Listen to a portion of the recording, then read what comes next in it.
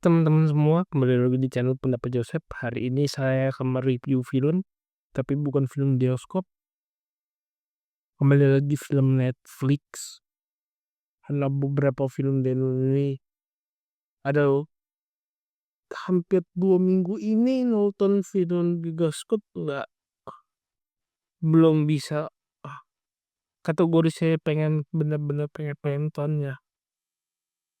Dan juga mereview film, ternyata untuk Netflix memilih film yang benar-benar pengen di-review tuh tidak semudah membalikan telapak tangan, banyak pertimbangan, sedi ada beberapa kesibukan sendiri. Ya film tentang kepolisian Amerika. Ya kalian sudah tahu Fox yang dimainin oleh Justin Whittaker, ada Tom Hardy, sutradara Gareth Evans. Nah sederhananya ya kalau kita nonton Gareth Evans, dunia tahu Gareth Evans, standarnya memang standar direct film Indonesia. Yang jadi persoalan adalah mengubah jedar-jedarnya ataupun dramanya di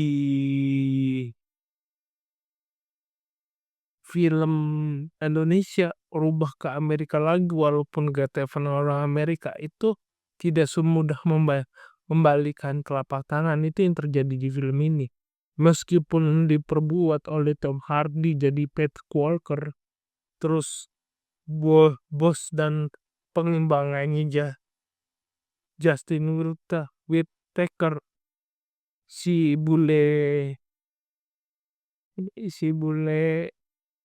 negro yang cukup saya suka permainannya dengan mata belok dan rada sayu gimana gitu. Tapi ya balik lagi, saat menonton film ini bayangan The Raid itu selalu akan ada, meskipun kalau kita ngambil garis persamaannya, The Raid-nya ada tentang kepolisian yang ingin menangkap gangster.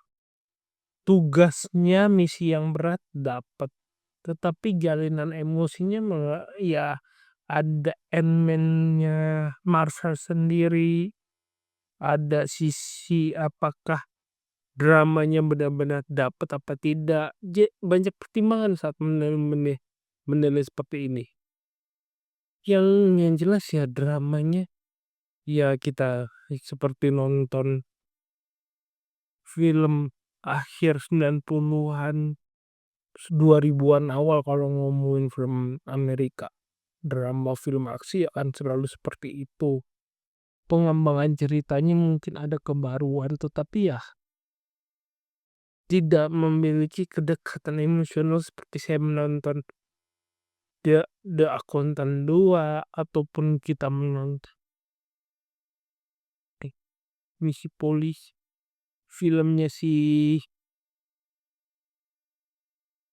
Leonardo DiCaprio dulu yang akhirnya ada versi Hong Kongnya, internal affair-nya itu. Ya kira-kira seperti itulah. Banyak cabangnya sebenarnya kalau di Netflix, sebenarnya bisa diberikan ke orang dalam 2 jam, 2,5 jam, apa bisa ke 3 jam. Saya setuju sekali mbak, film ini bisa memberikan drama yang kompleks, karena kan drama dalam sebuah cerita akan memberikan kita dampak yang lebih terang terhadap memahami karakter masing-masing, jalan pikiran, penceritaan, tekanan emosional, selain dari aksi yang ada. Karena sudah waktu dijual di balikin trailer, digoda untuk orang mengaksesnya dan menontonnya, sudah dijual ini disutradarai oleh dan di naskahnya sudah ditulis oleh Garth Evans yang sebelumnya sudah sukses dengan film Indonesia dengan standar baru The Raid-nya itu. Jadi ya terlepas dari jalan cerita yang menurutku ya terlalu datar, terlalu terlalu ya dari jalanan rata, tetapi tidak memiliki drah sekali lagi menurutku dramanya kurang, pendalamannya kurang. Jadi ya sekali lagi jika misalnya dikatakan Penjagal Iblis menurutku ada kurangnya ya di sini lebih banyak kurangnya. Karena ya di satu sisi kita bisa mengakali suatu misalnya adegan tembak-tembakan, adegan fisik kita bisa kekalin dengan visi,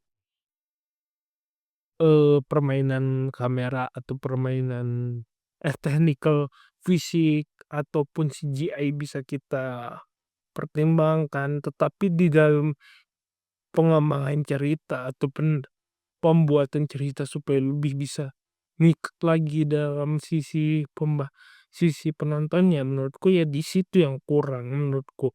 Tidak terlepas bukan tidak maksudku tidak terlepas dengan pandangan Amerika, Asia, Hong Kong, atau Indonesia terhadap drama itu sendiri, tetapi memang sisi yang bisa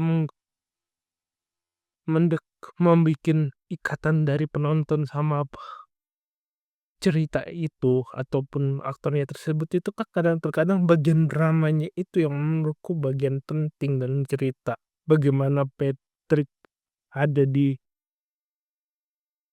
situasi sebagai dia harus menjalankan misi, tapi misinya juga misi ya ngadi-ngadi, terus kamu harus juga berada di persimpangan antara polisi kotor sama polisi bersih ya.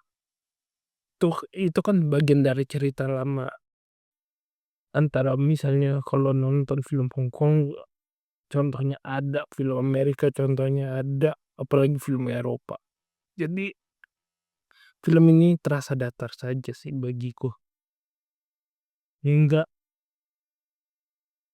intinya ya yang saya kurang dramanya sendiri, meskipun adegan-adegan fisiknya atau adegan-adegan berkelahi kecelakaannya sudah tidak bisa dikritik